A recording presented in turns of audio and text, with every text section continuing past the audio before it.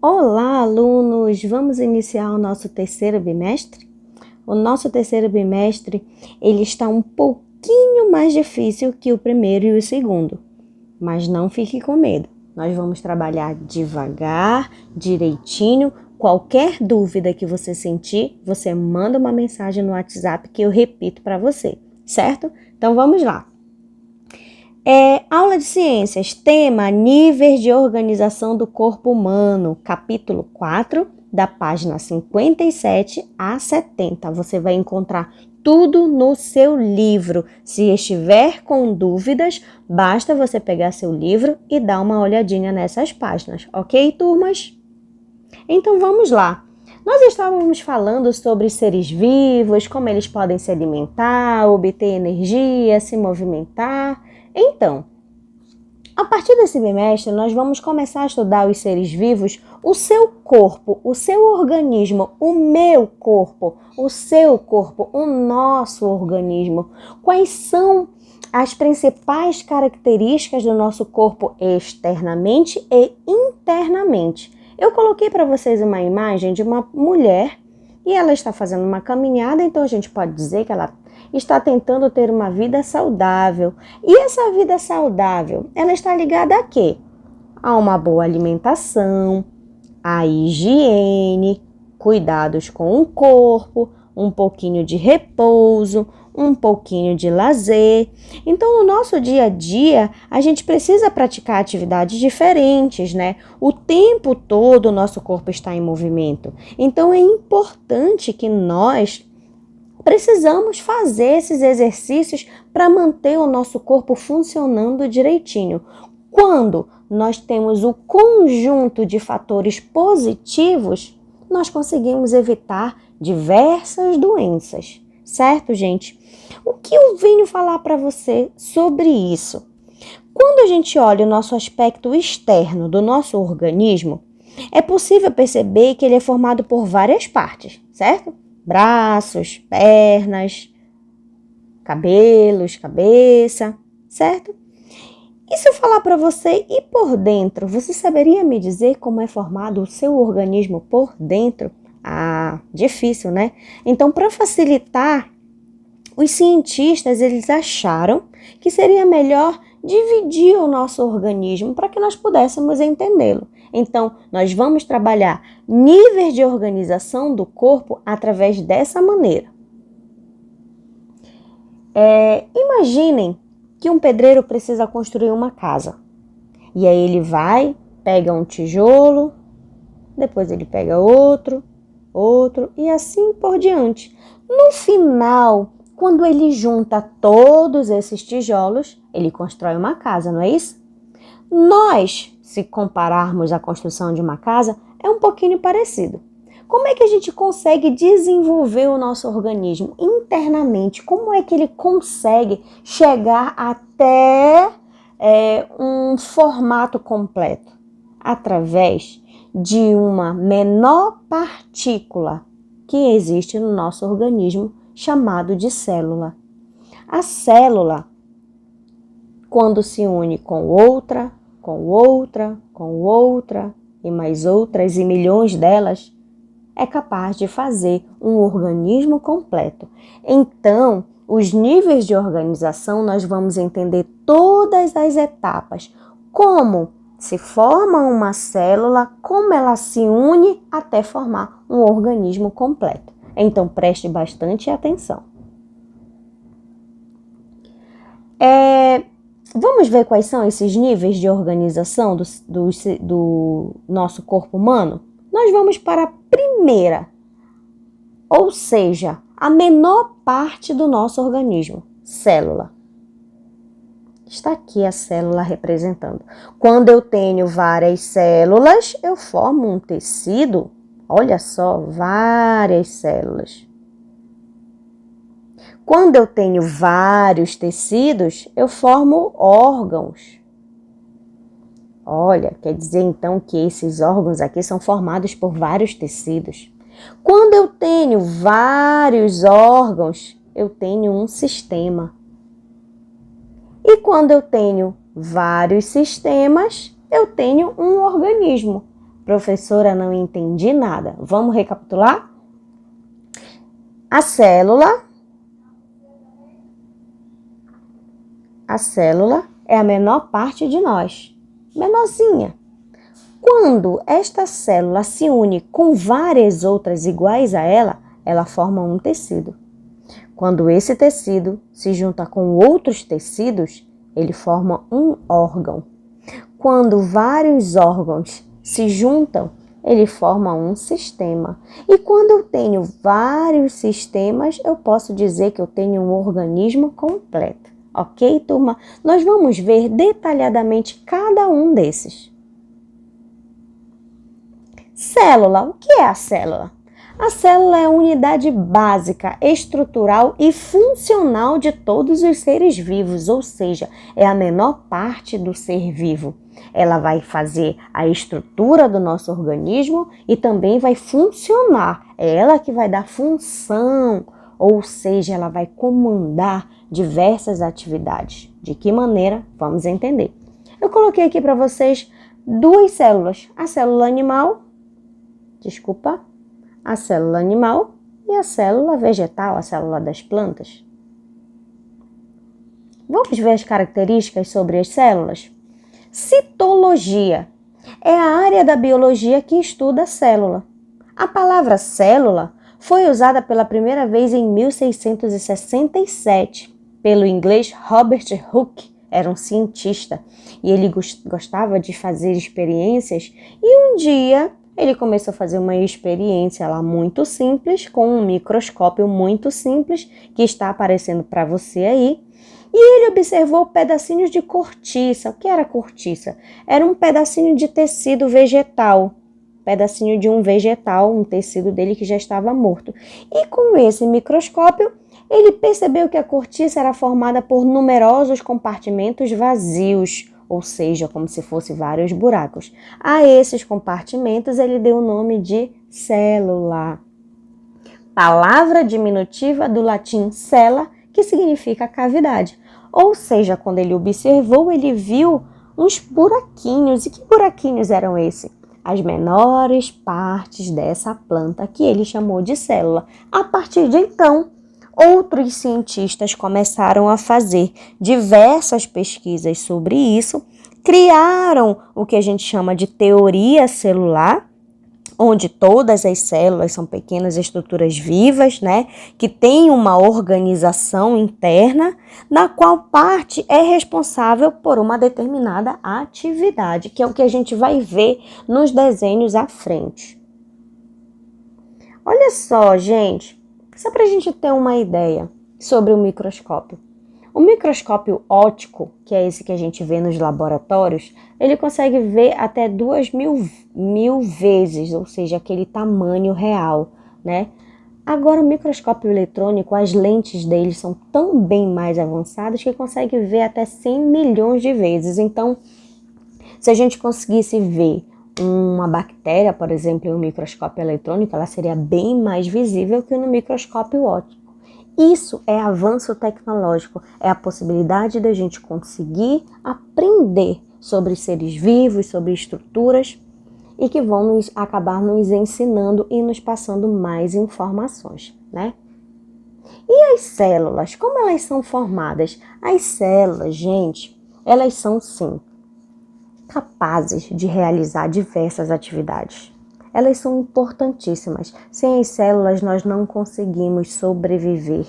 A junção delas, quando elas estão unidas, desenvolvendo atividades, realizando suas funções, são elas que fazem com que o nosso organismo consiga realizar tudo o que a gente possa imaginar. Mas elas não são iguais. Cada célula tem sua especificidade.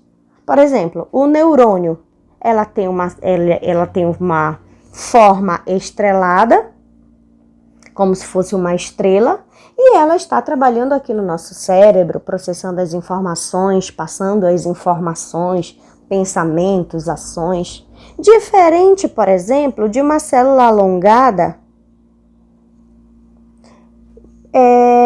como você está vendo aqui, e essa célula alongada, ela já é uma célula do músculo, uma célula muscular. capaz de esticar, capaz de contrair. E aí a gente ainda tem as células arredondadas ou ovaladas. Por exemplo, essas vermelhinhas são os glóbulos vermelhos. Então, as células não são iguais, elas são diferentes. Porém, cada uma delas pode ter diversas iguais, né? Eu tenho inúmeras hemácias, inúmeras células alongadas, inúmeras células estreladas, certo?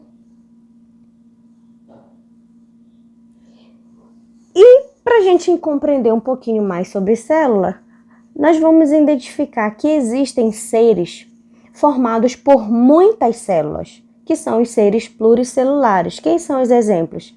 Somos nós, os gatos, cachorros, os mamíferos, os invertebrados, mas alguns são formados somente por uma célula, por isso são chamados de unicelulares, porque são formados por uma única célula, ou seja, a célula em si é o próprio indivíduo, é o próprio animal, é o próprio ser vivo.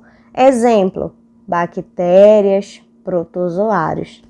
São seres de outros grupos, né? No caso, as bactérias do reino Monera e os protozoários do reino Protista, e são formados apenas por uma célula. Isso aqui é uma curiosidade. Então, vamos lá entender como essa célula funciona. Aqui nós temos a imagem de uma célula animal, tá? Ou seja, a célula característica nossa. A célula animal possui 3 características importantes em sua estrutura: a membrana plasmática, o citoplasma e o núcleo. Então, você precisa guardar na sua cabeça. A célula é formada por quantas estruturas? 3. Membrana plasmática, citoplasma e núcleo. A membrana plasmática, ela tem a capacidade de envolver e proteger a célula. O citoplasma é a região do meio, onde estão as organelas citoplasmáticas. Essas organelas, cada uma delas tem uma função: digestão celular, respiração celular, excreção celular, e elas têm nomes: lisossomos, vacúolos, mitocôndrias e assim por diante, certo? E além disso, mais internamente tem o núcleo da célula, que é onde está guardado o DNA, ou seja, os cromossomos estão dentro do núcleo e é onde estão as informações genéticas, né? O nosso código genético, aquele código que veio herdado do nosso pai e da nossa mãe, tá? Então, a célula basicamente possui essas 3 estruturas. Professora, todas as células são assim? Todas as células possuem essas estruturas, porém, elas têm formas diferentes. Umas são estreladas, outras são alongadas, umas são maiores, outras são menores, umas estão na pele, outras estão na cabeça e assim por diante. Ok?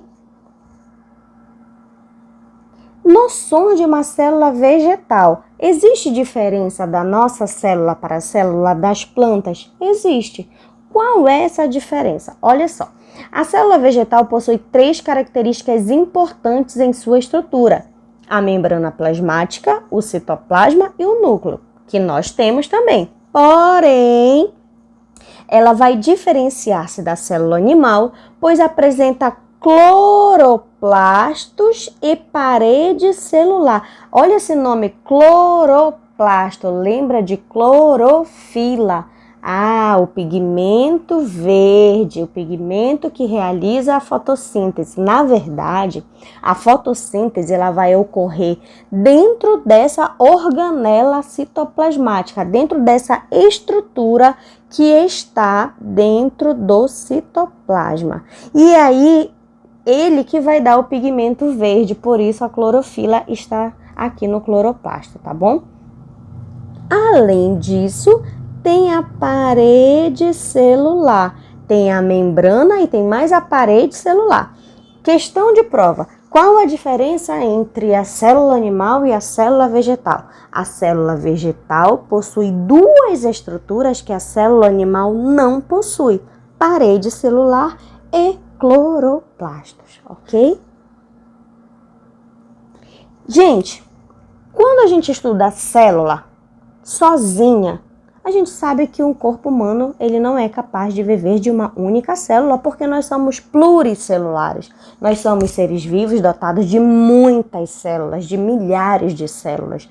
Então essas células, como aqueles tijolinhos que eu mostrei para vocês, quando elas começam a se unir, e se elas forem iguais, elas vão formar um tecido. Olha o conceito de tecido. É o conjunto formado por células semelhantes. Ou seja, quanto mais eu tenho as células agrupadas, eu não posso mais só chamar de célula, eu preciso chamar de tecido. E esses tecidos basicamente são 4. Tecido epitelial, que serve para revestimento, está por fora, revestindo, por exemplo, a nossa pele, nós temos o tecido epitelial. Tecido conjuntivo de preenchimento é aquele que fica entre as células. O tecido muscular é aquele tecido quando eu tenho várias células musculares, ele é capaz de contrair e relaxar, contrair e relaxar. E o tecido nervoso, que é formado por vários neurônios. Então, para você entender, eu tenho um conjunto de células, forma um tecido. Olha esse exemplo. Se você perceber, essas células aqui são iguais. Então, eu tenho um tecido. Como é que eu sei que eu tenho mais de uma célula? Membrana, citoplasma e núcleo. Tá vendo esse pontinho branquinho? É o núcleo. Membrana, citoplasma e núcleo. Ah, eu tenho várias, então eu tenho um tecido. E aqui eu tenho mais outro tecido. Esse aqui é o tecido epitelial e esse aqui é o tecido conjuntivo. Eu tenho nessa figura 2 tecidos. Olha esse outro aqui. Aqui eu tenho células estreladas, um emaranhado de células estreladas. Então, eu tenho aqui um tecido nervoso, tenho vários neurônios. E nessa, a gente está vendo uma célula alongada. Aqui eu tenho uma célula, olha aqui o núcleo dela. Olha o núcleo dela. Olha o núcleo. Ou seja, eu tenho várias células alongadas. Então, eu tenho um tecido muscular. Assim a gente vai aprendendo devagar, certo? Órgão. Vamos para mais um conceito. Eu já aprendi que a célula sozinha tem membrana, citoplasma e núcleo. Mas quando ela se une com várias outras células iguais, ela forma um tecido. E quando eu tenho vários tecidos juntos, trabalhando juntos, eles vão formar um órgão. Então, órgão é um conjunto formado por 2 ou mais tecidos diferentes que atuam em conjunto para a realização de uma função no organismo. Então, eu tenho aqui pulmão, coração, intestinos, estômago, ovários, cérebro. Esses são exemplos de órgãos. Olha aqui o coração. O coração, para ele ser um órgão, ele é formado por vários tecidos. Então, ele tem tecido muscular, para ele contrair e relaxar, já que ele é uma bomba. Ele tem um tecido conjuntivo, ele tem um tecido epitelial e assim por diante. Sistemas. Quando eu tenho todos esses juntos trabalhando, a gente vai ter um sistema. Mas a gente não tem só um sistema no nosso organismo, a gente tem alguns. Quais são? Sistema digestório, sistema excretor e assim por diante. Olha esse desenho. Sistema esquelético formado por ossos, tendões.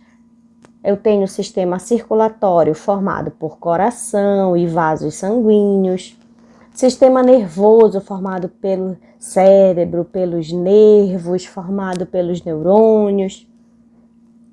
Tecido digestivo formado pela boca, esôfago, estômago. Ou seja, os órgãos se juntam para realizar atividades parecidas, para favorecer aquele organismo. E assim, a gente tem um organismo completo, como esse aqui, ó. Eu poderia dizer para vocês que nesse momento esse organismo é completo, por quê? Porque ele tem células, tecidos, órgãos, sistemas e faz com que essa pessoa consiga realizar e desenvolver as suas atividades que ele precisa. Turma, eu sei que esse assunto não é um assunto fácil. Eu preciso que você leia essas páginas com calma antes de você fazer a prova semana que vem. Semana que vem será postada somente a sua prova referente a esse assunto. Então leia, tire suas dúvidas. Se não entender, mande mensagem para mim que eu vou respondendo devagar a todos vocês. Um grande beijo e até a próxima aula.